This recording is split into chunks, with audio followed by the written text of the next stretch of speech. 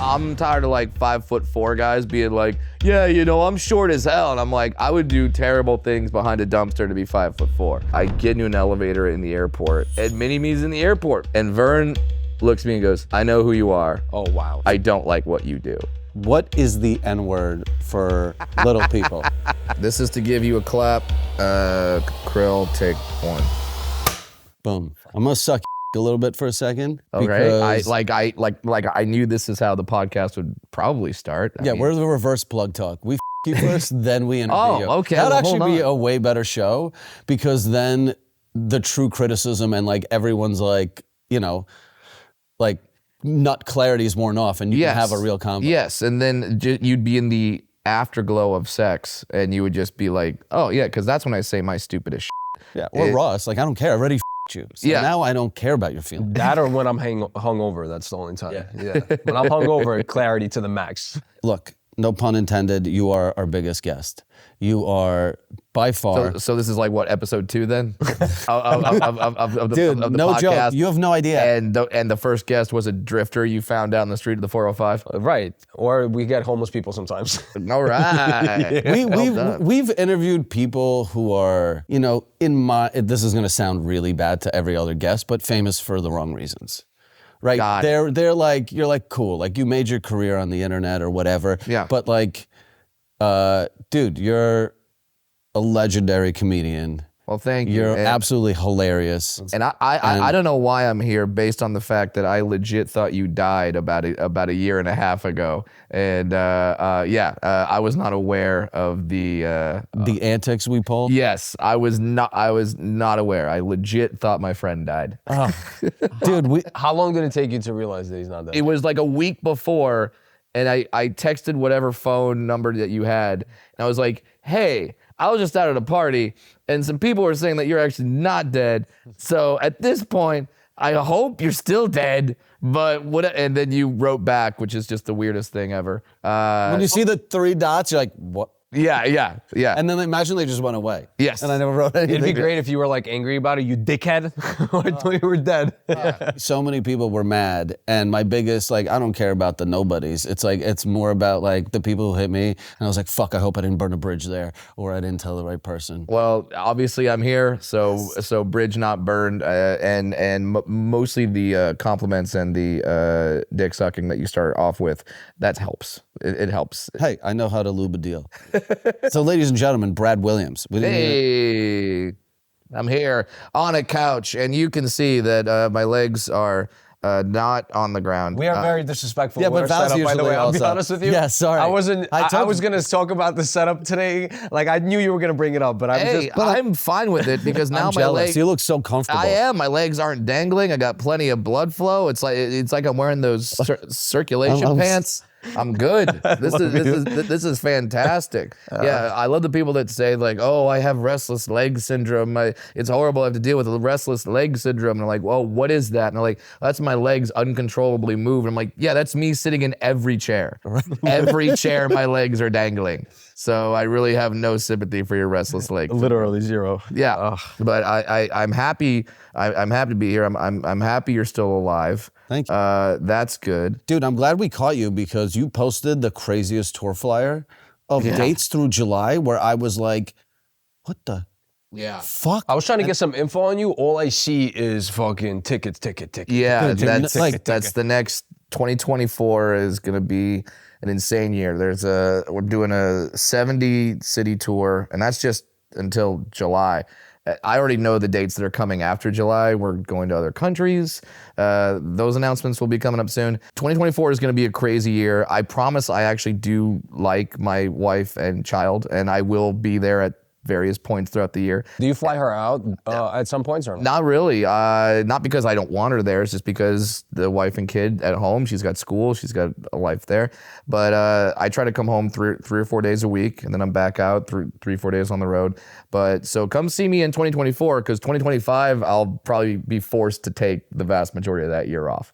So yeah, Swim in that cash. yeah, in 2024. I bought a lovely home. I'd like to actually enjoy it. But yeah, Are you on the road alone on these tour dates, or are you No. just taking like a crew? Are you like, because now to me it's crazy Yeah. that I'm a comedy nerd. Like I dropped out of college to hang out in comedy clubs just to befriend comedians. I worked at Caroline's. Like I have my comedy passport stamped as a behind the scenes employee everywhere. But like there is this crazy comedy renaissance, which is like reminding me of the 80s, except the material is great. yes. But you guys are like rock stars right now. Like your schedule alone is something I'm telling you unheard of 15 years ago. Should look like a 50 Cent flyer. Yeah, like I look at that, and then so I'm like, I pretty ask if nuts. you travel alone because you look at like Kreischer, you look at all these other guys, and you're like, they have like camera guys with you guys Right. are no longer like Yeah, I haven't in hit the trenches. that level yet, but no, I have my opening act, who's a great comic. His name is JB Ball. He's got a great special on YouTube called "It's My Privilege." Look at him. I'm plugging his special before I even plug mine. But yes, go watch "It's My Privilege." He's a great comic. He won't be opening for me after this tour because he's going to be Too good? Yeah. You can't Or- have someone better open. No, right? well, or it's good. It's like he's great. I love the fact that he kills. He gets standing ovations before me, and I'm fine with that because I know, great, the crowd's ready. Do you not get, like, I know certain comics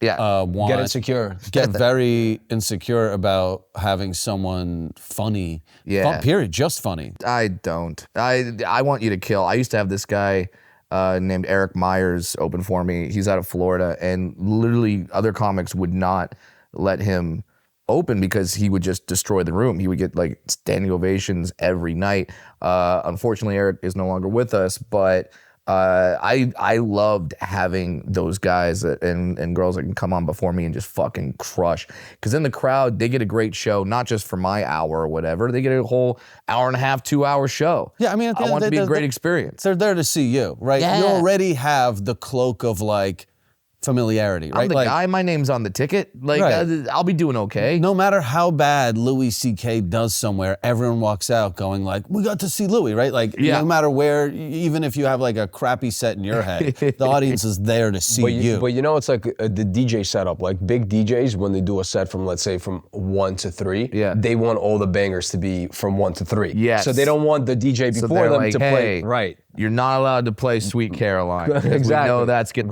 that This is gets gonna the hit. club pumping. That's what right? I'm playing. I'm showing my age, going like, yeah, Sweet Caroline's a hit, right?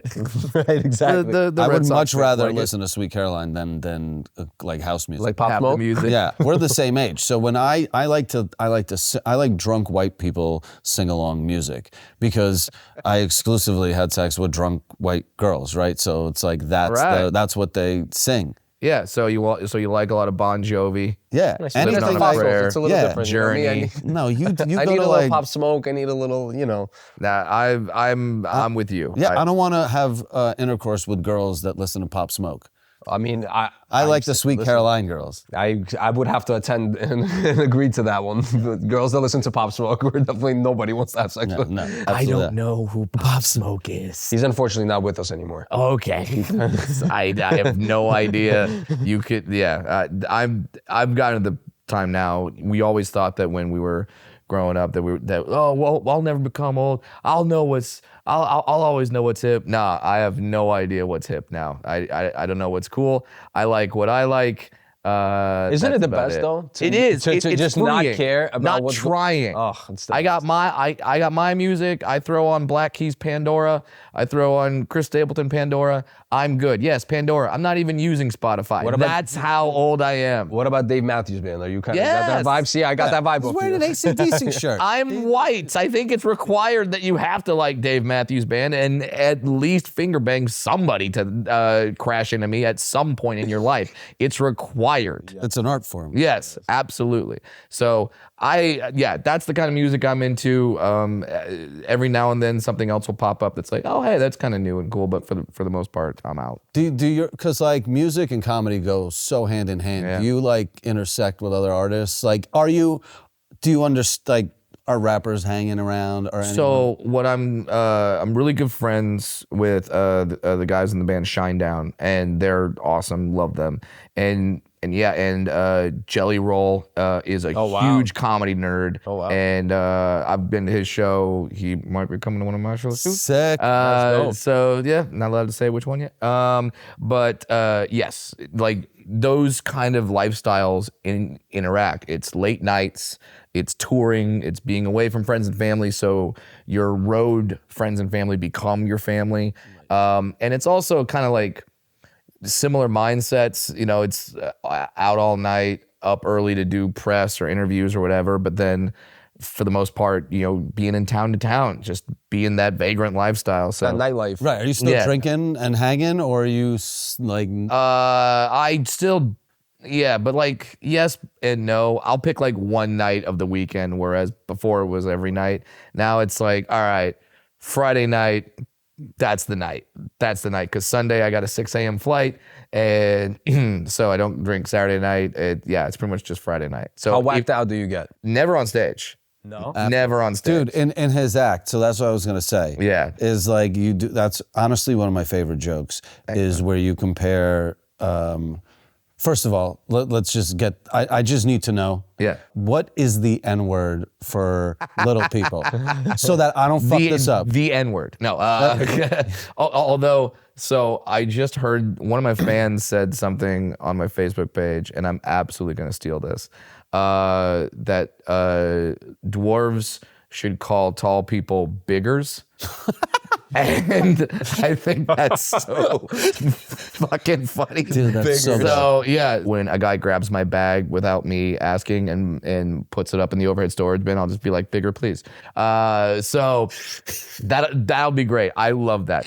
So Does that bother you when someone writes a good joke like that, and you're like, it's first of all, you're not even a little person, yes, right? Like that should have been mine. Yes. How did I miss that? This is literally my wheelhouse. Your next special has to be bigger, please. Yes, it's bigger, going to be. please. And the simplicity in it, It's right? just, It just there's kills. no fat on that joke. No, nothing. But so what is the N word? So to protect you, Yes. you don't say that one's the off limits. But that's the thing is, me personally, I don't care. I don't care because for me it's all about intent. So one time I was doing a show in Odessa, Texas. Jealous? Of course you are. And there's a guy in the audience who eventually we had to kick out. He was heckling, and eventually we kicked him out. And then the show ends. I do my meet and greet. Club is cleared out. I'm going with the other comic into our car, and then we see just lights turn on in the other side of the parking lot, and it's this pickup truck, and it starts like racing towards us, and this guy leans out the window and yells out, "Kill the dwarf!" And it's the dude that I kicked out. So he's coming at me, and at that point, I wasn't gonna stop and be like, "Oh, thank you for using the correct terminology." Right. Like it wasn't the dwarf or little person or part that offended me. It was the kill that I had the problem with. Of course. So thankfully we hopped into the car, and guys chased him down. My buddy's from Texas, so he knew the trick of like you hop into the field and you do up a dust storm and then you like go out into the opposite direction. I didn't know that trick. He did. So yeah, we got away fine. But yeah, so I don't really care, but you're supposed to say little person, person of short stature. Even dwarf now is kind of like... Yeah, but person of short stature is a crazy, like... That's so long. It's like the George Carlin bit. You've taken all the emotion out of the word, right? It's jargon. Yes. I do agree with you, and I obviously, I'm not a little person, but I think dwarf is actually the most insulting because it makes me think of Christmas. Yeah. And it makes an entire group of people just a caricature. And now that's what dwarf bothers me. And now dwarves aren't even dwarves anymore because we're not playing dwarves in the Snow White film. Right. I think you guys deserve Short King. In my opinion, I think Yes. you guys deserve Short King because if it was up to me, that's the least disrespectful one. Yeah, I'll take Short King. I'm tired of like 5'4" guys being like, yeah, you know, I'm short as hell, and I'm like, I would do terrible things behind a dumpster to be 5'4". So That's a face. bigger please moment. Yeah. You're like, I'm 5'4" and short. You're like, bigger please. See, thank you for saying big. You said big. And that's good. You know, you didn't use the hard I am R. a bigger. Yeah. Jesus Christ. That's so good. This podcast is not making it. It's so good. And hey, I'm already saying I'm giving credit to the fan. I wish I knew their screen name, but You don't need to credit everyone in 2023. absolutely going to start using that. But yeah, so you're fine if you say little person, then you're fine. Around me, you can say whatever you want. But Yeah, I was gonna ask, like, does anything offend you in any way? Or have you been offended in some way and caught yourself? Like, I'll catch myself all the time because I'm like, oh, I don't give a fuck. And then I see myself reacting emotionally to something. And I'm like, dude, what are you doing? So what offends me is when people bad dwarf jokes. And by that I mean like when people come up to me after the show. I love when people come up to me after the show. I do meet and greets after almost every show that I do, and I sincerely love doing it. We were just in Calgary, and the meet and greet lasted an hour and a half, and I was fine with that. Dude, you are a PR machine. I love you. I don't He's care. like, bing. Yeah, hey. But when people come up and go, so I've got a dwarf joke for you, and I go, okay.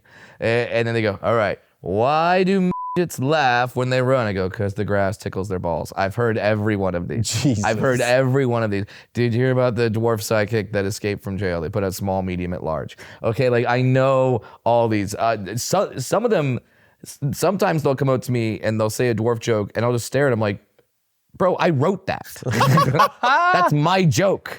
You don't think my you should first put a album. label? You don't think you should put a label on the meet and greets for the You should charge for, be like, $10 to tell me. $10 to tell me a joke. And if I can't finish it, I'll give you 20. Yeah, and then if you make me laugh, I'll give you 30. You should do like a Drewski thing, like where you got people come in and you recruit them for the jokes. Yes. And then you're like, get them the fuck out of here. I would love that, man. I would love to just because that's the thing that offends me is like the very basic.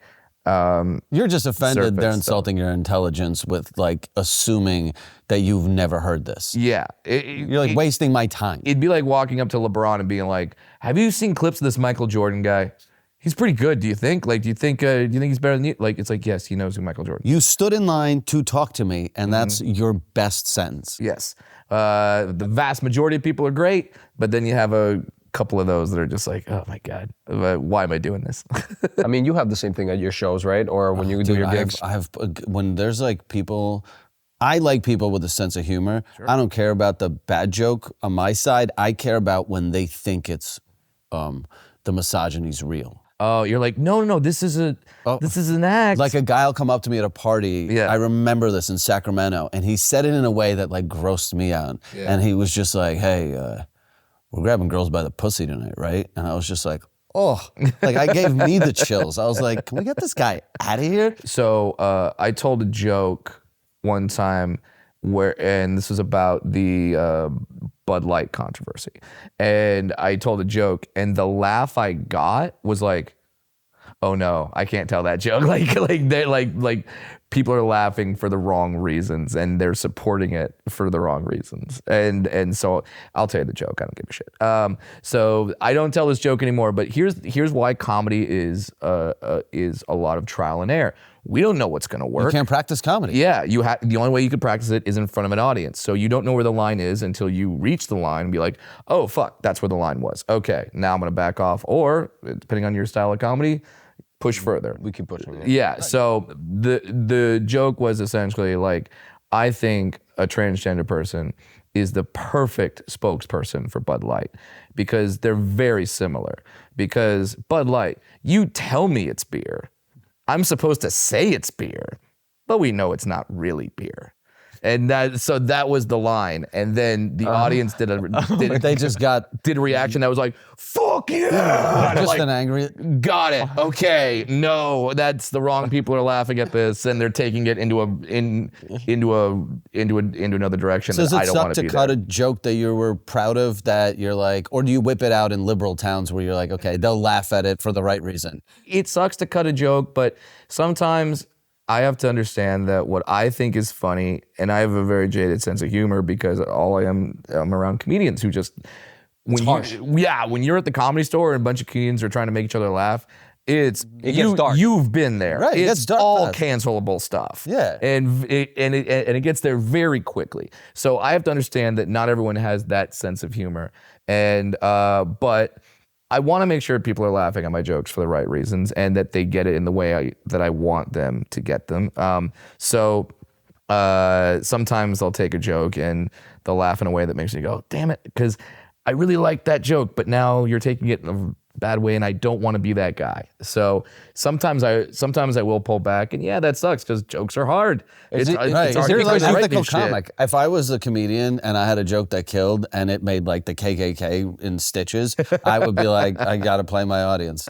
Like I need See, the me, money. I'm the same way. I feel I'm like so stingy. and you actually feel bad. Yeah. See, me, I Yeah, don't but know. he has a lot of material. He's a professional. If I got into it in the beginning, I would take any laugh. Yeah, that's true. Right? Oh, like that's you're definitely where I was in the beginning, because when you start off, you're just like, whatever, just throwing shit at the wall as long as it works. Now I don't want to say I have a brand, but like you want to think about like, okay, how am I being viewed? What kind of people are coming out to my shows?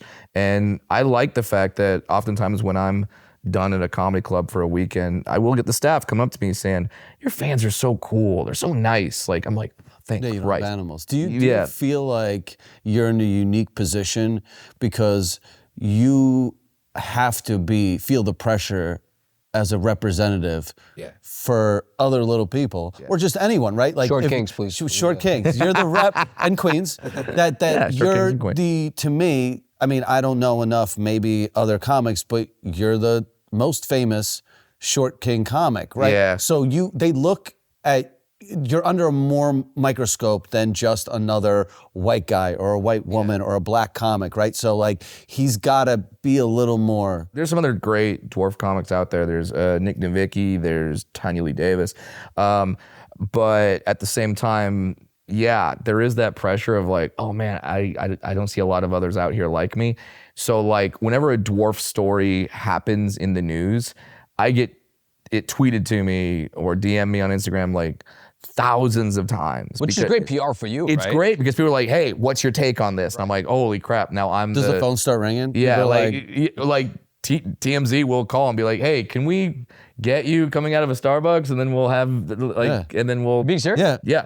Yeah, and then like then when we'll ask Mini-Me you about died, this. how quick was the phone off the hook? So I have a Vern Troyer story. Oh man, I partied with him once. One time, and then he probably drank you under the table. Oh my God. Who's this? Vern Troyer, Mini-Me from Dr. Evil. okay. Austin Oh, Powers. wow. Okay. No, Dude, So- legend. I'm shot. Okay, So go ahead. one time I was doing a show in Detroit, and he's from there, and I get into an elevator in the airport, and Mini-Me's in the airport. Vern is in the elevator, and I'm like, what are the fucking odds? Like two dwarfs Right. that are in show business in the same place at the same time, the same elevator.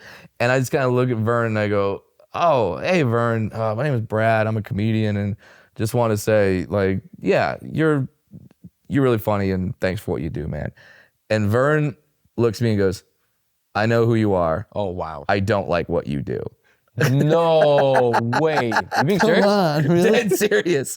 Didn't give a Straight like that? didn't give a shit. How fast did you hate him right after? Oh, now I will play that clip from him in the Surreal Life peeing in the corner all the time. What a scum. And Couldn't even play it off. yeah, Because he wanted to be the only funny short he wanted to be the only guy. And Were then you stealing work from him? no, he was He has a getting all look of though. it. He had a Yeah, he had a look. When you wanted a funny looking little person, that was the guy. Vern was the dude. Rest in power. Do you turn down work when you think it's like coming from like a bad place? Like when you're the butt end of the joke Yeah. instead of making the joke. Recently, I have. Right, like if they're like, oh, wear this like fucking stupid costume, and he's like, no, I don't want to be the punchline. So here's an example of where I did it. And this isn't a show, but our mutual friend Andrew Santino, a great guy, wonderful podcast with Bobby Lee called Bad Friends.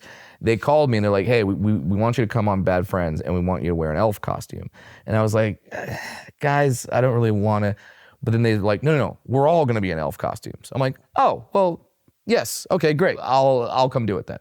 So like if I'm the only one doing it, if being like the clown, if everyone else gets to be themselves and I'm the guy, then I'm not really into that. But if everyone's in on the joke and if everyone's acting like an idiot, good. I'm more than happy to be that dude. Yeah, because it's a community thing now. Yeah, and I'm not bringing in. I don't feel like I'm being brought in as here's the funny. As a prop, exactly. right? You're like, Laughing together rather than being laughed at. It's different. But when I started, you say yes to all that right? shit. Is that's isn't that crazy? Like you develop dignity over time. I mean, more like you can't become a high-end escort without being a low-end escort. More, you know what I mean? Like more like you as a develop Ford money. escort. More like you develop money and you're able to say no. Like no, I don't want to do that. So here's one of the crazier gigs I ever did in terms of that kind of thing.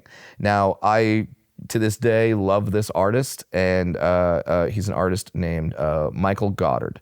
And what Michael Goddard does, if you look up his stuff, it's really cool stuff. He does vice paintings where it's like all like gambling and drinking and money and stuff like that.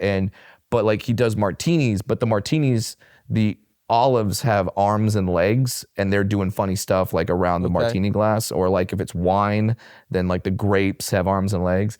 So he would hire dwarves to be in olive and grape costumes at his live art shows and like take photos of people and stuff. And was it a little bit degrading?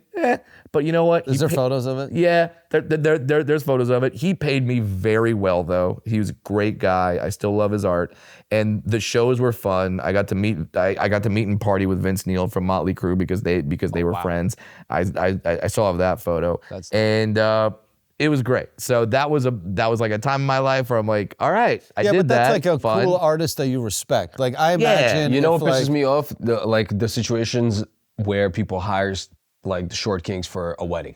Like, or like an engagement party. Like, why would you bring them? To be like a waiter or something? No, they just come in just to like take pictures or something like that. Like, I've seen that happen at an engagement party. As a prop. And I'm like, I'm like, what are we doing here? I'm not a fan of that. I'm like, are we doing this really? I mean, listen, I don't want to tell any little person, any short king, how to make their money. Like, get paid, do what you got to do. But me personally, now I've played a wedding. It was. When do you mean played a wedding? You did stand up at a wedding. It was. Did you know the people? No, it was the worst gig. Like, you got hired. Yes, yeah. I got hired. How long ago was this? This is maybe like 12 years ago. And how far into your comedy career? I'm just trying to get the whole thing. 8 years. 8 years. You already have your voice. I had just started headlining, and I was doing. Yeah, I was going around the country in like the B and C rooms, and doing an hour. Making a little bit of money. Were you excited when this call came in? Because you're like, absolutely big payday? No. Well, I was excited for the big payday because at first they're like, we want you to do stand up at our wedding. One of our first dates was at one of your comedy shows. So we think it's going to be great if you come and do a show. And can I be a Jew and ask what the payday is on a wedding? So for that day, fire away, it's fine. For that day, it was $5,000, and at the time, bro. $5,000 to me was... To do an hour? To be like 20 minutes. 20 minutes. And to be fair, $5,000 back then was... That was 12 lot. years Let's ago. talk about 12 it. years ago. Was not... That was a lot. $5,000 right now is good for 20 minutes. Yeah, that was more money than I had ever made for one show. Okay. So I'm in. And then we go... I go to the wedding, I'm dressed up, and they tell me, they go, you go after the maid of honor speech, because we know that as we were talking before the mics came on, weddings, most of the people that speak can't speak. they're not good. The maid of honor speeches, the best man speeches, most of them suck. And they're like, so we're gonna have you because we, on one of our first dates was at one of your shows, and then you'll do a little set right after the maid of honor speech. And I'm like, great. So they're like my opening act. I'm not even going up cold. Awesome. This is gonna be amazing. So I'm sitting there. I'm at like the end of the dais, and I'm waiting for my turn. They give the mic to the maid of honor. Maid of honor starts talking. It's the sister of the bride. And she starts talking about the fact that their mother had passed away 2 weeks before this wedding. Oh, what an opener. Bro. Am I feeling all right? And she starts going and telling this story. Now, don't get me wrong. She's doing a fantastic job. Is she killing? Oh my God. Laughs? No laughs, but just Sincere, emotion. like very, yeah. Sincere. You can't follow with comedy after that. And everyone's crying. Like I'm crying. Like it's just the most emotional speech you've ever given. And she's wearing mom's dress from her wedding and like everything. And she does this for 10 minutes. She ends the speech with like, let's all toast mom. I know she's looking down on you right now, and she's probably so proud of how beautiful you look. But everyone's a mess. And then I'm going to exaggerate absolutely nothing, okay? What I'm about to say is exactly what happened. No exaggeration whatsoever. Bro. She goes, everyone, let's toast. And she's looking down, and here's to mom, everyone. Everyone's crying. And then she takes a sip, mascara running, into the microphone goes, and now the comedy of Brad Williams. That was my intro.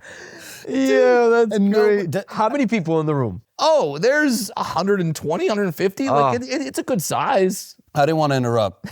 What material did you have planned, and how quickly do you dig yourself out of that hole? So I had... Do you have like wedding jokes? Like what did they tell you to I had include? written some wedding jokes. I had written some stuff. All of that abandoned. I just like, nope, not doing that stuff, because it was very like, there was a lot of sex jokes, a lot of stuff like that. So I threw that out, and then I started doing like crowd work in terms of like, look at this crybaby right there. Man, what's You stupid crybaby. Yeah, I started doing crowd work, and like, and I started saying like, how do you know? And then started like, the bomb, bomb. You know what's crazy? 12 years ago, people didn't really have social media fully yet. I would have just defaulted and stolen a set. I would have just done like a Carlin full hour special and been like, who's gonna know? Who's gonna know? Because now, see, if that happens again today, there's probably phones out. Yeah. And that start off with like, they don't include the that clip would have gone viral. The dead mom speech. Right. Yeah, that would have been my Bill Burr moment at the Philadelphia. Yeah, just like, all right, 4 minutes left, still up here. Fuck Rocky. Like that would have been great. But yeah, so whenever comedians get together, we don't talk about, oh, I filmed the special. No one brags, right? Killed. Like I it's a weird. I played Red Rocks. Like no one talks about that. But bombing, you guys talk about. Bombing, we would talk about. Is that your worst bomb? That is my worst bomb. What like my second worst bomb? This one's even better. Wait, real quick. On that bombing. Yeah. Are you just eating shit for 20? Do you leave early? The minute it's over, do you leave the wedding? Do they pay you? Does everyone come over and go, "We're so sorry"? Like, so like, I was able to I was able to save it. So at the very end of my set at the time, and this is something the bride and groom requested of me. They said, like, you have to do this closer. At the time, I would bring a woman up on stage and give her a lap dance. And I was doing that as a closer. So I was bombing for a while, and then I was like, all right, let's save it. And then got the bride out there, and I believe at one point I said, you might be happy your mom's not here because you're about to get a lap dance from a shit. And then I gave her a lap dance. The place went nuts. And so you have such a genius closer if you ever need it. I was able to save it, but at the time, So they paid you the full price, basically. Yes, they paid me the price. But that goes back to the joke I meant to talk about earlier. Is we were talking about partying. Is the party element of Short Kings is like ingrained in the culture. So that the way you talked about. You're like a woman. The minute you walk in any bar establishment, people want to get him drunk, right? Or because it's just I don't know the psychology. Maybe it's just a festivity thing. It's excitement. People want to take care. But you know what? Whenever I see a person in a wheelchair at my party, anyone just unique, I always want to get drunk with them. Yes. So it's like I have the minute you give a lap dance at a wedding, you've tapped into that party element and less the comedy, and it's like and now such a great close. That's the story that everyone at that wedding will tell, and they will. They'll remember that forever. Yeah, it'll be great. And that night, I had 2 other people come up to me saying, "Hey, I'm getting married in like no, I don't care how much you're paying me. No, like it's not gonna happen." Really, you wouldn't take? What if they were Dude, like 10K? you'd have to come by. You'd have to give And me. I promise you, my mom won't die before the wedding. You'd have to give me Saudi money for me to like really consider doing that. You like some live golf money. I was just as you're saying this, I'm like thinking to myself, I'm like, yo, I would love to bring him to my wedding. Open your damn checkbook. Don't worry, Papa. I'm gonna work hard. Okay, work hard. We're all gonna be dead. I don't take. By the time I get married. By the time you get married. The second worst bomb ever. Maybe this is even the worst because I was not able to save this set. This one just tanked. But this was at the Ontario Improv, and they don't really do this so much nowadays in comedy. It used to be, it was very common that comedy clubs would do, I'll call them themed nights, and it was like Mexican Mondays, like Salsa Saturday. Yeah, Salsa Saturdays, Holy Fridays. It was just like, and I'm just thinking of Latin ones, but it's like there was a black night, there was a Mexican night, there was a Jewish night, there was a whatever, like that was it. And I got hired to do a night that was predominantly, let's say, all African American comedians. Now, up to that point, I had never done one of those nights before with that kind of crowd. And what I would tell young comics now is literally just be yourself. Do not change. Don't try to change. Did you try to? I tried to change. Bigger, please. Can you show me? Can you tell us like what was the voice sounding like? Are you out there what's up, doing y'all? Def Comedy Jam? It's so embarrassing. You hit him with the y'all? You hit him with the... Yo, what's up, y'all? Hey, man. How's everyone doing here tonight? You know how we do. That would be me, bro. I swear. So horrible. At one point, I told the DJ to play music. The DJ was like, "I didn't know you were gonna ask for music." So he's scruffling. He's trying to find, and I'm trying. Like, this is not in the digital double click days. This is like he had to put in a CD, pick a track. Did you have to put on an outfit that you normally wouldn't wear? Oh, I didn't go that far. I didn't come out like in a Steve basketball Harvey jersey. suit. Yeah. But it was so bad. And like, I'll tell you what, in that crowd, Bigger Please would kill. Bigger Please would have killed. Now? It would have. Yeah. Do you think doing those rooms, though, is the same reason Burr is so good? I remember when Bill was starting out in New York, he played black rooms for like 3 years to learn how to do racial comedy from like a respectful perspective, right? It's like, here's how I offer my white perspective, but not to be disrespectful. Right.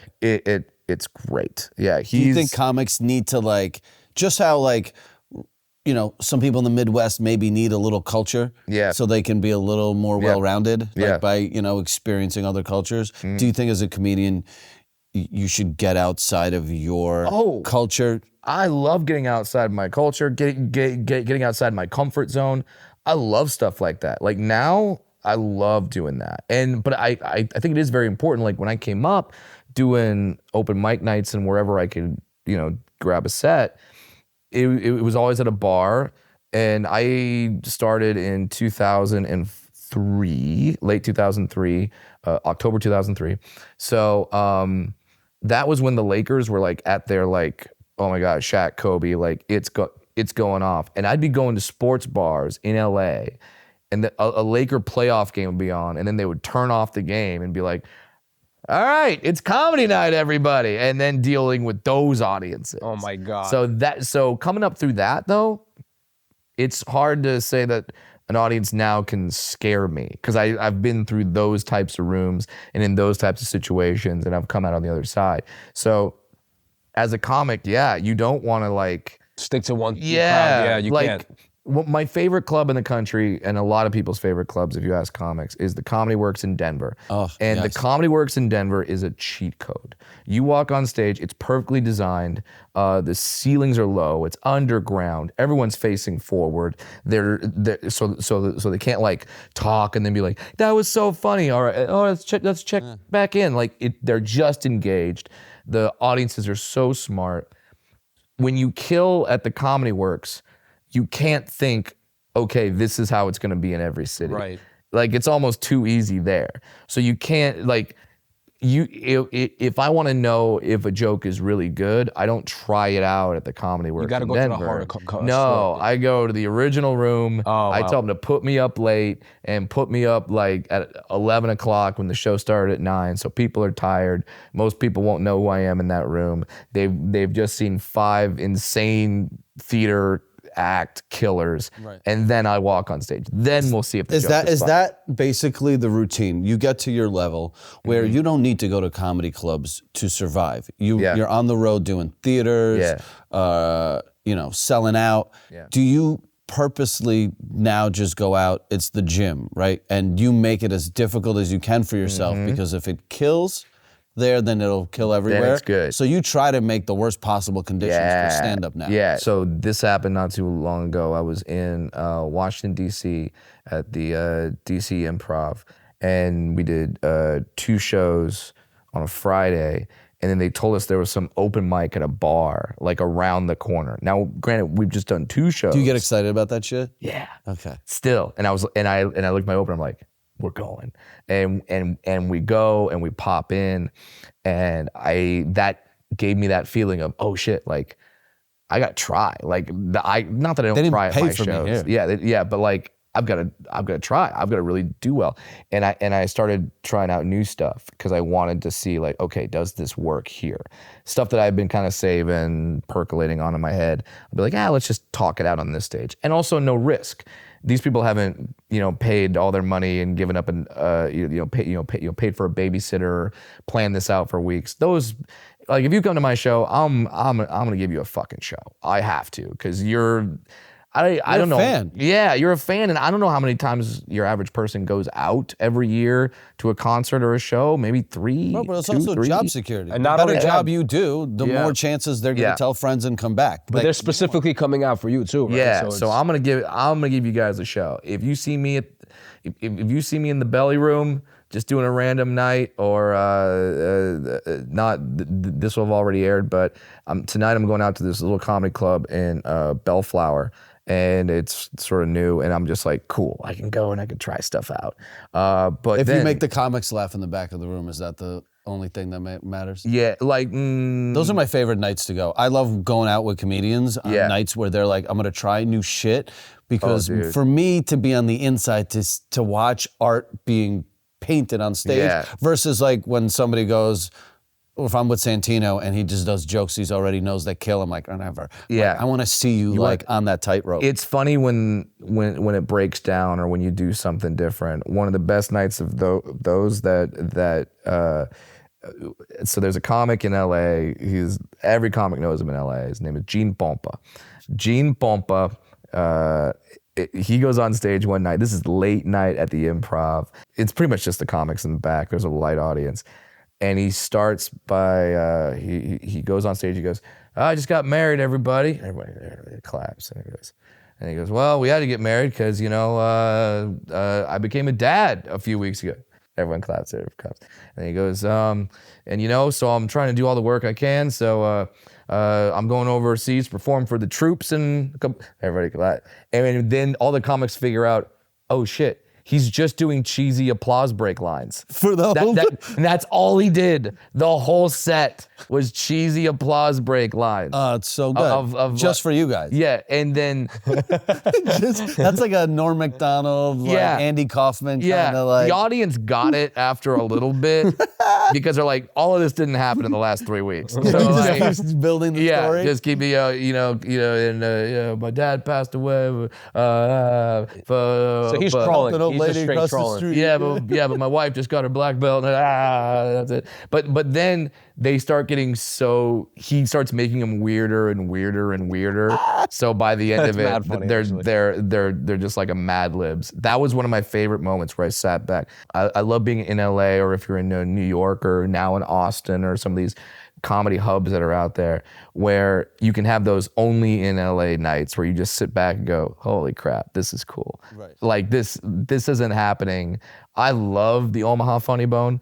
It's not happening there. Like we did a roast battle one time and I was a judge, and John Mayer was a judge, which, by the way, fuck John Mayer. Why? He's Everyone loves him. Exactly. He's so I heard funny. he's so perfect. He's and so funny. funny. And he's like the #1 guitar player. in America. He's a genius guitar player. Still a stud too, by the way. He tours with the Grateful Dead because he likes the Dead. He tours with the Stones because he likes the Stones. Like He was on Chappelle's show. yeah, and he's funny. He goes from the roast battle in the belly room, which is the smallest room in the Comedy Store, and then he just walks over and goes to the original room, and it's about 1:45 in the morning. It's about to close. So it's just like, it's 10 people and comics. And then he went up on stage and Just did jokes? And did jokes. And he killed.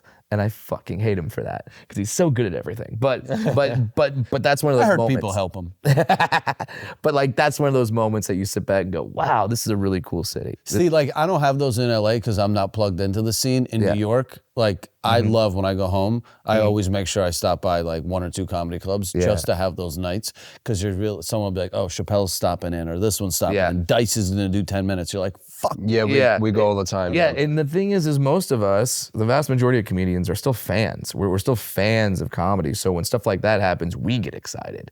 Like, we're really stoked for stuff like Which that. comedians are the most bitter, you would say? The ones that make no money. Yeah. The The most broke ones. bitter, go to... That's the door guy at the comedy store. Yeah, talk to some of the door guys at the Comedy Store that have been Or the door waiters, guys right? for 15 years, and they're Is still- that weird that the people that work there are potential comedians? Does that make it awkward for you guys, because it's like, do people constantly annoy you for favors? I don't think so. They don't. I think they know that if they do that, if they do that, they would be let go. But the crazy part is the door staff of the Comedy Store. They're fucking funny. They're good. Sometimes, like, I go up and they'll usually have like a door guy or girl start a show, and they do an opening spot, and it's really great shit. And you're just sitting back going, "What the fuck are you doing here?" There's a door guy. I don't know if he's still a door guy or if he just left, but he was a door guy for a while, named Dave Waite. And Dave Waite was an opening act for me when I was in the Midwest one time, and I was like, oh man, he's really funny. He's really good. And then I go out to LA, and there he is working the Comedy Store one day. I'm like, Dave, what are you doing here? He's so great. But then I think he's just left, and now he's starting to headline again. But yeah, the door staff, like, that's the thing about, They're like, sleepers. I mean, I guess they're like so steel good. sharpens steel, right? Like, you're just both like, if Yeah. he's there. Like- And there's a lot of people that came up. Like, when we did the Chris Rock tour, Chris's opening act was Rick Ingram. Yeah. And Rick was like a Comedy Store door guy. Yeah, Rick Ingram. is fucking ruthless. I love that. That dude knows how to work a black audience, and that is like my favorite. Like, good. just this fucking lanky white guy shitting. It's always fun to watch like a super white dude rock a black crowd. Like, Yeah, It's because it's that It's a win, tightrope, you know? right? Because you're like, dude, I just witnessed like perfection in that moment. Yeah, and those are the most fun. I love the shows where no one expects you to do well. I love the shows that like you say, when it goes off the rails, when you tell something's happening that's not supposed to happen, crowd work, stuff like that goes crazy. those are the most fun. Those are the most fun for me. And when something happens in the crowd and now I got to comment on it, like those are always a blast. There was a time I was at the Cleveland Improv years ago, and that's a predominantly black room, and I did a joke, and a lady threw back her head to laugh, and when she did it, her hair got into the candle because she turned her chair to look at the stage, and then she threw her head back and laughed. Her hair got into the candle, and you just saw.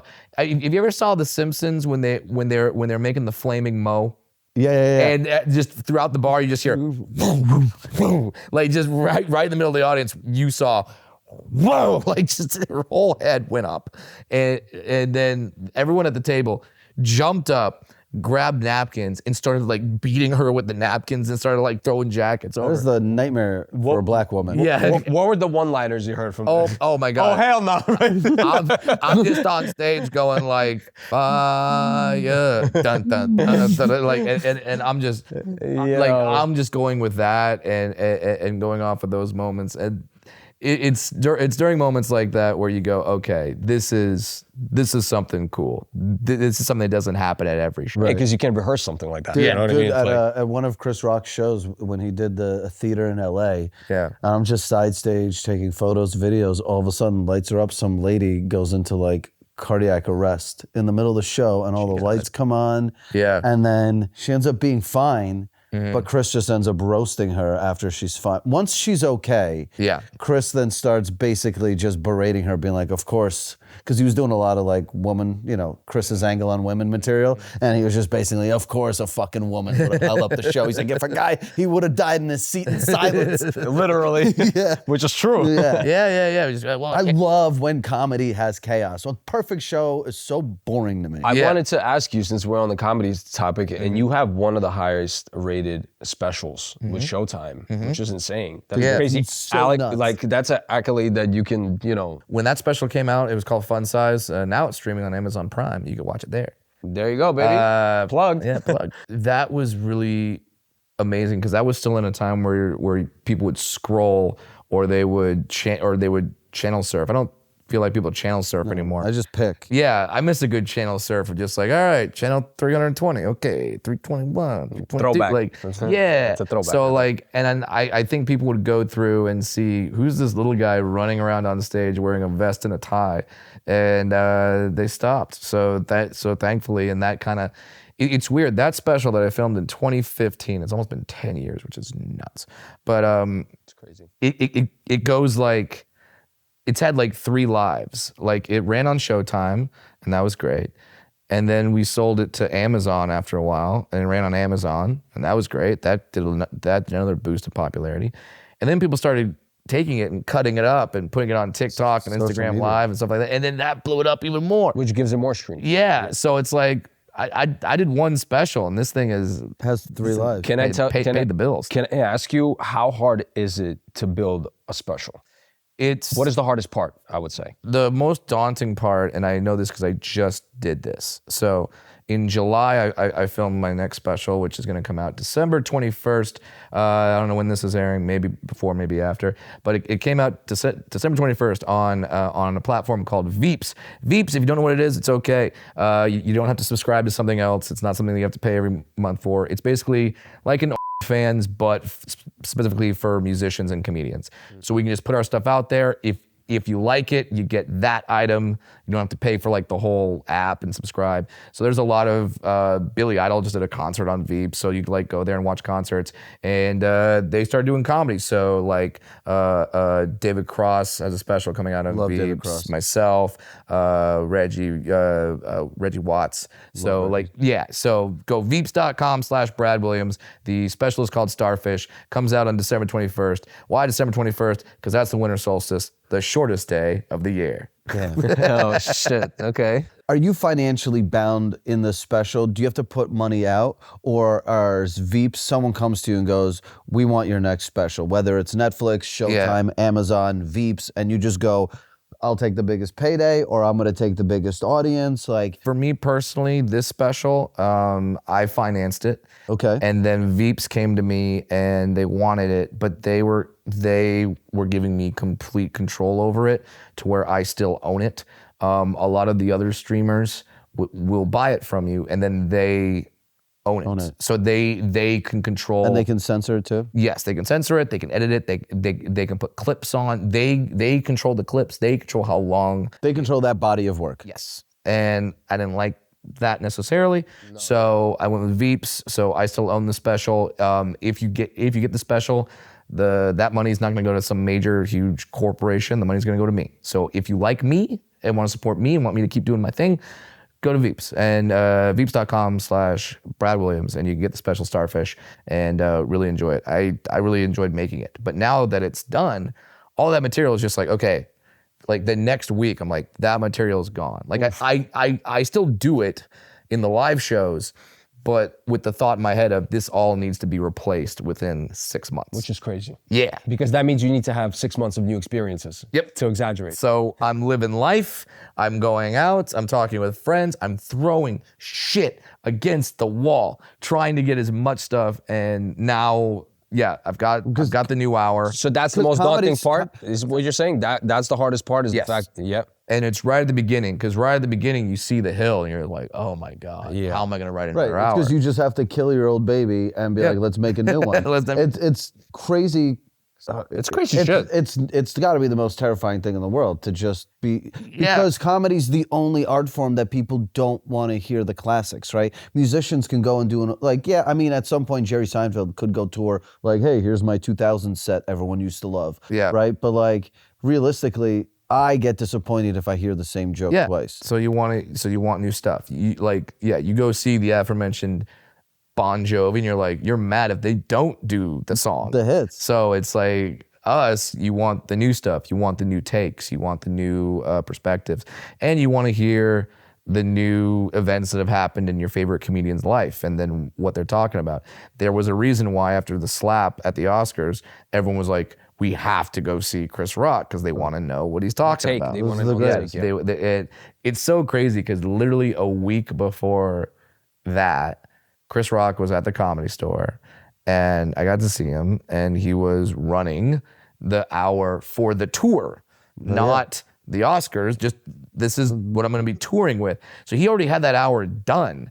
And then like the biggest social moment of his life happens, and now it's like everyone's like, all right, dude, what you got? The best PR ever. The slap happened, and then 3 weeks later they call me and they're like, Krill, we need you to photograph the tour. I was like, hell yeah. Because I was like, I get to be front row to watch him build his rebuttal. But wasn't that the best marketing for the tour that you could ever do? I mean, he got slapped into everyone's living rooms again, right? Like Chris Rock was, obviously the GOAT, but like the minute something like, dude, my grandma watches the Oscars. Like, you know what I mean? Like, and when controversy happens, that's all we're watching for half the time either, right? So and comedians are in such a interesting area where when the controversy happens to a comedian, not only do you get their response, which you know that you're gonna get, but then you're gonna get it with jokes. You're gonna get it with humor. Like, can you imagine if like when Bill Clinton got caught cheating, he started doing jokes press about conference it. You know right what I mean? after, Like, that's why Trump crushes, because he brings the jokes along with the rebuttal. But you see, that's why if Trump didn't go into politics, he'd be a great comedian. He would be. He like insane comedian. He'd have no material. But I think the comedy he'd be a crowd work guy. I think the comedy hits harder because we know that he's in this official position, and to us it's like, oh my God, there's no way this guy's really taking it. Yeah, we're not used to presidents saying that you have blood coming out of you everywhere. like we're not used to that. But yeah, that's like such an interesting like when something happens to a celebrity. I'm trying to think of someone that had something happen to them recently. Or Ashton Kutcher's response to fucking what's his face? Yeah, Danny Masterson. So. Did you see that? It looked like a hostage video. Yes. And now you could tell that they just had a PR person like holding up the cue cards. But like, imagine that happens, but now Ashton's going on tour. Right. And then he's going to be talking about it, and he's going to be making jokes about it, and not like it's going to be well written and it's going to be well performed.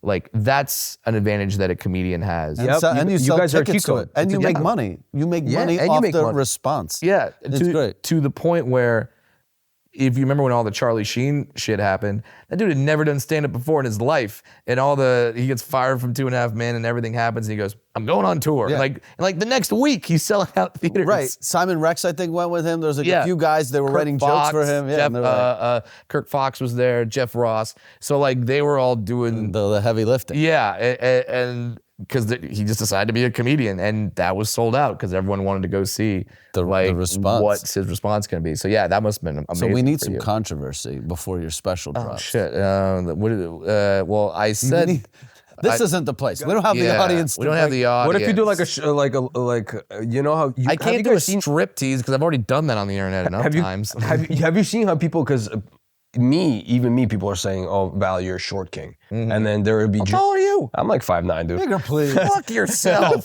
So check this out. 5'9". But you know who what's you the know who worst called me part a of your short day? king? You know who called me a short king? What's the blonde comic, the chick? Nikki Glaser? Yeah, Nikki Glaser. She was ripping me. She called me a short king. Yeah. All right, I gotta text Nikki. Be like, why are you calling 5'9" guy short king? So- What the fuck am I then?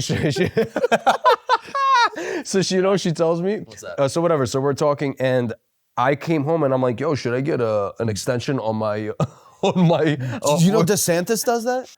Who? The governor of Florida, he like wears boots, but they're like, even Trump makes fun of him now. Really? But he's like, yo, he wears like he's like, inside those boots are heels. He's like, look at him walk. He walks awkwardly. You should That's do what like he an does. April Fool's prank where you did the extensions on the bone. Oh, I've seen those called surgeries. BBL. That's what I'm talking about. It's an EBL. Oh my god.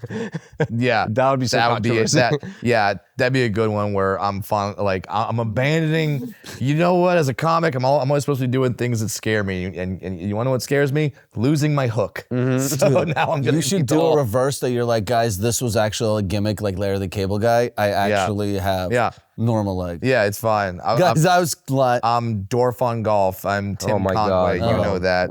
We just lost all the kids. But okay, so before we wrap this up, I have a question to ask you. yeah. And not about you still being alive, even though I thought you I'm were right dead. here. During the Netflix thing. Yeah.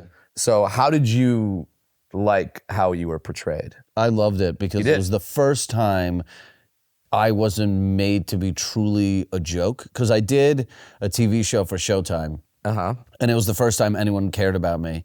So I was like, I'll do whatever they say. Yeah. And then I ended up doing like the dumbest shit ever where I was like, what is this? Like, and it was just like a terrible show. You weren't yourself, basically. Yeah, I wasn't myself. They were like creating fake drama. And then when we did the Netflix thing, it wasn't even supposed to be Netflix. It was like, this is the crazy part about the internet. Mario Lopez DMs me and goes, I think you're perfect for this documentary that we're working on. And I was like, all right, this is the most exciting DM of my life. Yeah. He sends me to this like casting call in New York. It's at a hotel.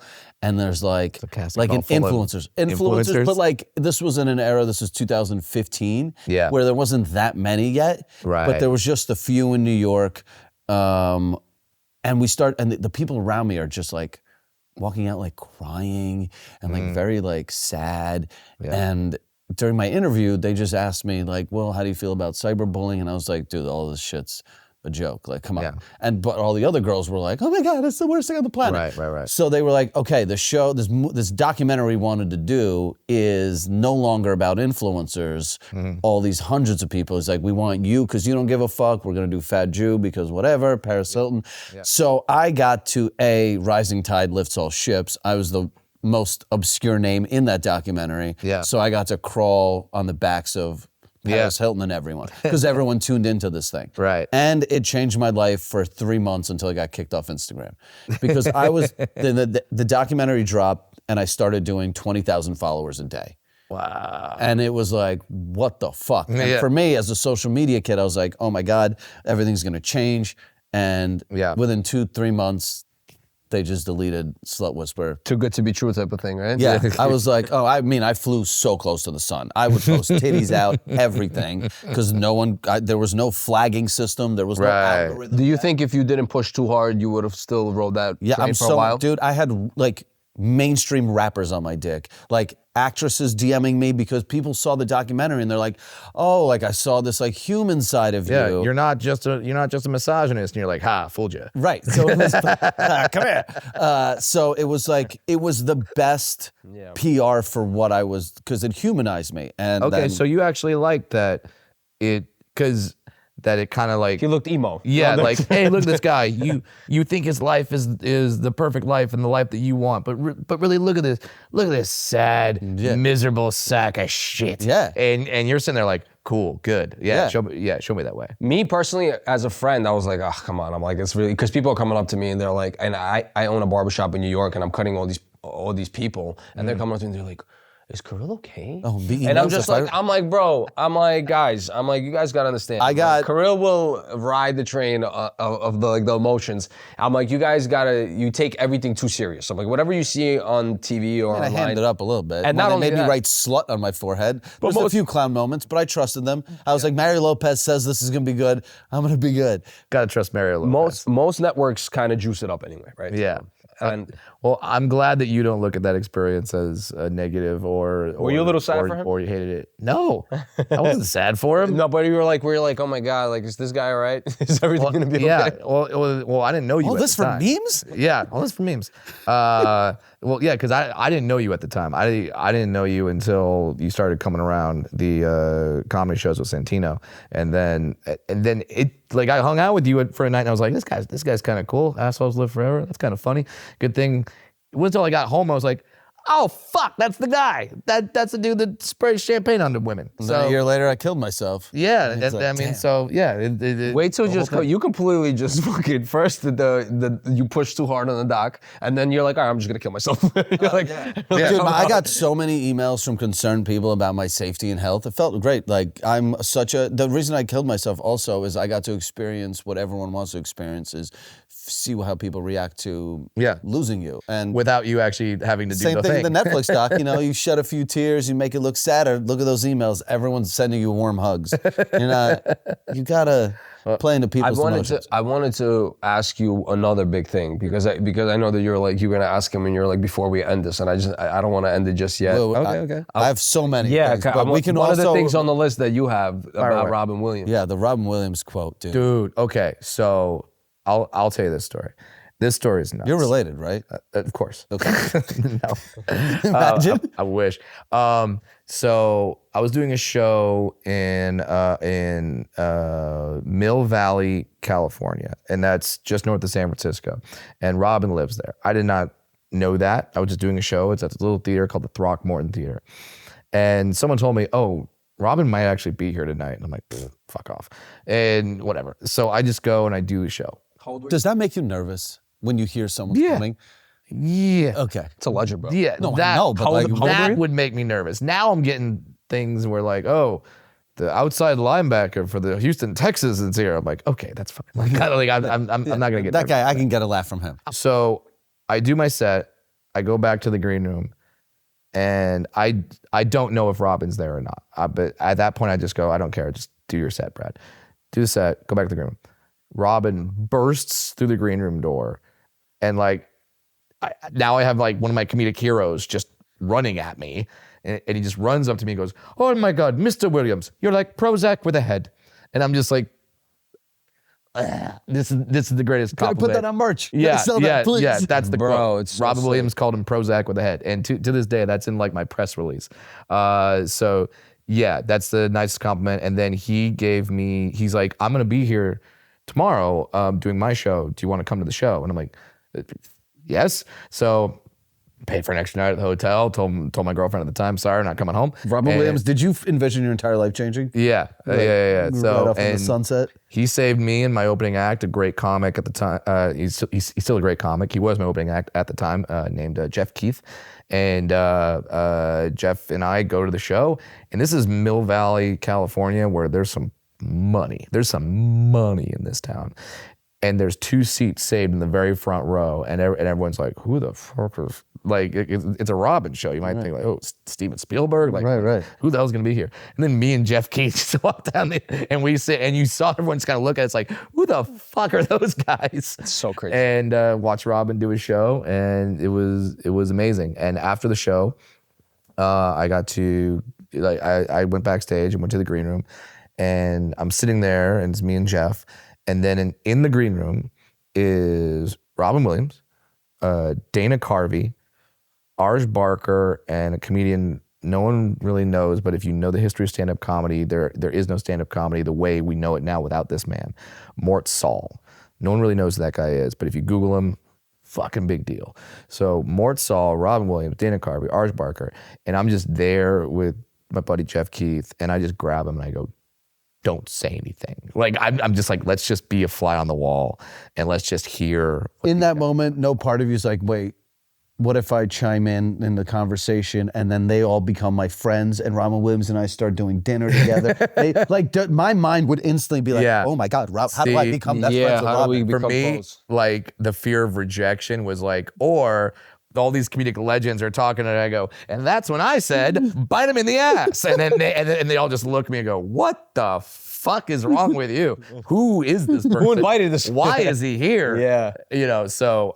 You were afraid of getting clipped like that. Yeah, you're like, don't acknowledge me. I'm a lamp in the room. Yeah, I'm a lamp. I'm nothing. So that was certainly, if you say like top 5 career moments. Did you get a photo of them? Yeah, and it's on my desk. Did you guys ever stay in touch afterwards, or this was like a hit it and quit it? That's all I ever did. But what's so cool is, so a fan of mine did this amazing painting of me and sent it to me, and I was like, I don't know where to hang this in my house because it's insane. But then he also knew I liked Robin and knew that story, so he sent me this unbelievable painting of Robin Williams that he did, and it sits in my office, and it's just that's one of the things I'd run back and grab in a fire. But then I have my brother-in-law's father, whatever that guy is to me. Some dude. Some very nice guy. He calls me and says, "Hey, I know you had met Robin and had a moment with Robin." And he goes, I just found this thing in my attic. It's a poster from the movie Aladdin. I got it at a charity auction, and Robin signed it. Do you want it? And I go, oh my God. You've got kids. Like, you've got kids that you can give this to. And he's like, yeah, but you have the thing with Robin, so I feel like you should have it. Yes. Bro. I have it. It's a signed movie poster of Aladdin, and on the bottom right-hand corner, it says, as you wish. No, not as you wish. It says, your wish is my command. Bro, are you shitting me? Robin Williams. Wow. Yeah. You know, I have a Disney the greatest thing. Genie movie cell that he signed, but I don't know if it's real. Right? So, like, I have just a signature on it. Yeah. They gave me a certificate of authenticity, but I'm like such a nerd for that. I saw the signature and I was like, let me Google Robin Williams' signature and just see if it, and yeah, that's a signature. The stepdad just signed it in the attic real quick. He's like, dumbass. But no, like, yeah. I would do that to my kids all day. And the fact that it says your wish is my command is just it's so cool. Like, that's the thing where, yeah, you talk about things you run in, like, photos of my kid. I know what she looks like. We were dissecting the Prozac comment. He meant like that you made him happy and that you have a head. That's what it is. That's what it was pretty much, right? Prozac with a head. Yeah. Prozac makes people happy. Yeah. So that's the greatest. The greatest joy I can get is to entertain the people that have entertained me. That's madness. Insane. So like I'm a big wrestling fan. Like, the fact that Chris Jericho comes to my shows and likes it, books me on this cruise, and then all the wrestlers like me, and then they come out to shows. Like, the greatest one ever. I'm a lifelong Denver Broncos fan. And my dad went to Stanford. We wanted to root for a Stanford-led team. That was John Elway with the Broncos. So Broncos are my team. Elway is my guy. John Elway is my guy. I get a phone call saying, or a DM or whatever, saying, hey, this is so-and-so. I'm the representative of the John Elway Motor Company in Denver. We do our Christmas party every year.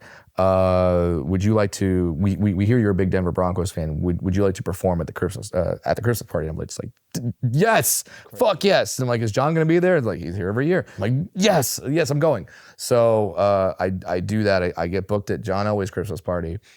John Elway is like, we all have our childhood athlete heroes, I'm guessing, or like someone that was like your guy. John was my guy, man. And I go on stage and he's there, and I have the video on my phone. I get done with my set. He starts the standing ovation. He stands up first. So dope. Got that. he comes up to me, starts talking to me, and goes, "What are you doing tomorrow?" And I go, "Oh, I gotta go home. My wife is 8.5 months pregnant." And he goes, "Oh, if you were here, I'd invite you to the game." And I go, I'm saying, hold on, call my wife, and to her credit, she's like, "Yeah, that's your hero. Stay." And I'm like, "Okay, but if anything happens, if anything, like, call me. I'll be on the next flight home." So the next day after that performance, I get to go to the Broncos game. I sit in John Elway's box that he has, and I watch a game with my childhood hero. Like that, like those types of moments. Correct. Where you sit back and go, wow, all this time away, you know, missing weddings, missing birthdays, missing stuff, doing the third show on Saturday, being exhausted, getting back to my hotel room at 2:00 in the morning when my flight home is at 6 a.m. All those nights worth it for moments like that. I'm sure it's like the amount of women you've sprayed with champagne. I'm sure you have moments where you're just like, that's why I do this, to make you gurgle that. You know what? I have the same ones as you. Is like I get giddy when people, like, obviously I don't do anything artsy when I'm doing a party. Yeah. Right? Like I just provide a fun environment so like other talented actual people enjoy that environment. Yeah. So I get giddy when like a celeb or an athlete comes to one of my things. But I know it's not like, oh, we love you for your you know, now the merchant shit is a little better because then they're like, okay, you have something to contribute outside of just orchestrating a shit show. Yeah. But that to me is what separates all the hard work. Yeah. And the fact that it's like, you know, my mom's a chemical engineer. Like she ain't meeting her heroes, right? No matter how good she gets. Unless it's Dr. Fauci or something. Right, something like that. But like, yeah, when I get to entertain and when you get to entertain people that entertained you, Insane. that's it, man. Like the Robin Williams thing is just That's honestly nuts. mind-blowing. That's so cool, man. Yeah, it's the greatest thing ever. And now I know, hopefully, someday there's some kid that is watching me do stand-up comedy that goes like, oh shit, like I want to do stand-up, and then hopefully I'll watch that comic someday and I'll laugh my ass off. And that's sort of the way it should be. And I'm really excited for hopefully a moment like that to happen at some point. I think it's happened, but you just don't know. Dude, yeah, you don't realize there's definitely people out there you've inspired. I mean, You've been in the game for what, 20 years? 20 years. Oh, You better have inspired someone. Yeah, you better have inspired somebody. yeah, there's some little person out there who's like, But you don't need that competition. You're like, go do something else as a little person. have something else wrong with you. Yeah. Be missing an arm. Not another dwarf. You've doing probably it. inspired like somebody that's 6'6" before too. Don't worry. Yeah, it's not just they probably went, oh, I can just do his jokes and do the opposite of that, and Just boom, tell formula. Ben done and Bailey done. jokes. And that will be the ultimate bigger. That would be. I love that. That'll be a the comedy hit today team in was the Vegas bigger, when you're yeah. 70. You and a tall guy. I'll do it. It will be me and who's one of the really tall comics? Bo Burnham. That dude's Bo Burnham is tall. Yeah, he's very tall. But I love him. Do you know Bo? I've met him several times, and there are certain people that you meet where you just go, you're on a different level. Like your mind is working in a different way. None of our minds work that way. This Bo, is the thing about yeah. going back to your special is like when you think about it's like comedy is the special is predicated mainly on your joke writing. So when like there's a comedy special directed by somebody famous, I'm always like, is this just marketing? Because it's like Bo did Chris Rock's older special, and I geeked out because I got to hang out with Bo and take photos, and I was like, great for me. But I'm like. What are the shots you're calling besides close up, Yeah. pan out? Yeah. Okay, good. And now there's a cheat because even when you're shooting 4K, you don't even need all the cameras Just because boop, boop. each camera can do the different Yeah. zooming. But yeah, so it's like, but then you see his stuff and you're just like, oh, you're actually creative on a level that like it's hard enough to just be good as a stand-up comedian. Now he's a cinematographer Right. and a director and a lighting, like he's got it all, and I'm definitely jealous of his skill set. Yeah, but you know, Yeah, think and it- he's young. Ugh. He's young and talented. That's so irritating because I see them and I'm like, oh, I'm like close to their age, and I'm like, no, I'm not. I'm gonna be 40. So do you ever see like someone on Instagram like trying to do a different version of what you do and go, fucking young asshole was coming for my job? People used to copy me. I think now everyone's scared of getting canceled, and I've kind of just I'm like the wife beater shirt, right? I'm just grandfathered in that like You're just like, he's fine. they're like, that's That's Kirill, right? Yeah. So that's what he I don't think does. anyone new can come out and start doing full misogyny in parties, but you know, I dare you to try, guys. dare to dream, kids. Dude, thank you so much for being here. I literally have so many more questions, but I hope you'll come back because there is. Okay, I don't even want to talk about it. Yeah, we got a lot. We got a whole list. I'm looking down. I'm like, holy shit. I know you've been missed a lot. plugging things the whole time. Is there anything else you need to plug? Just BradWilliamsComedy.com. Looking right at the camera. Look, BradWilliamsComedy.com. All my tour dates are there. Ticket links are there. I'm playing, if you're in the Nashville area, I'm playing Ryman Auditorium. That's like the home of country music. That's gonna be like one of the biggest shows of my life. So please come out to that one. In February, I'm playing the Ace Hotel here in Los Angeles. If you're here in LA, that's one of the big ones. But there's a bunch of them all over the country. And then go to veeps.com/Brad Williams, and you can watch the new special Starfish that comes out December 21st, the winter solstice, the shortest day of the year. That is marketing right there. There it is. Genius. And if you could just clap us out, Oh, yeah. so that for the sound. All right. Hey, this has been an interview with that asshole Brad Williams. Boom. Fire. Dude, Amazing. thank you so much.